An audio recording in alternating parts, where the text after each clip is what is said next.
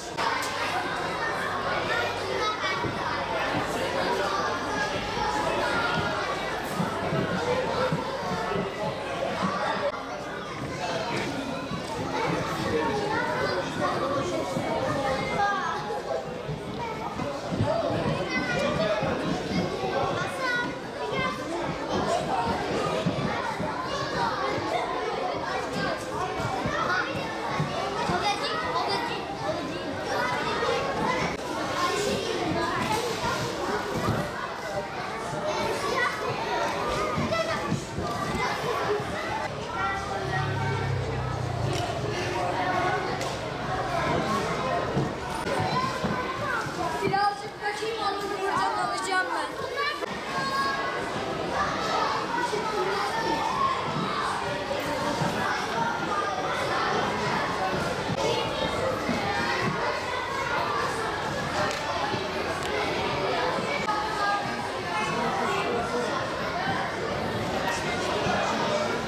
Ya fuar yani benim açımdan çok iyi oldu.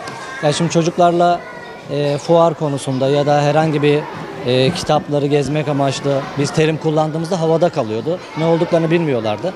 Anlık oldu buraya gelmemiz. Bir anda haberimiz oldu ama iyi ki de geldik. Bana teklif edildi gider misiniz diye. Ben de benim sınıfımda kitap okuma oranı biraz düşük olduğu için ben elimden geldiğince üstüne düşüyorum bu konuyu. Yani bu sınıfı bu sene yeni aldım. Aldığımdan beri kitap okutturmak, kitabı sevdirmek için 2 aydır elimden geldiğince her şeyi yapıyorum. Benim açımdan buraya gelmemiz çok iyi oldu. Aynı zamanda çocuklar açısından da büyük şans. Yani her zaman buraları göremeyebilirler. Dışarıda anne babaları çalıştığı için her zaman böyle fuar olsun, çeşitli organizasyonlara götürülemeyebiliyorlar. O yüzden böyle etkinliklere ben her zaman destekliyorum. Fazlasıyla gidilmeli, desteklenmeli. İnşallah bu fuarda çocuklara bir nebze faydalı olur da kitap okuma isteğini biraz arttırır.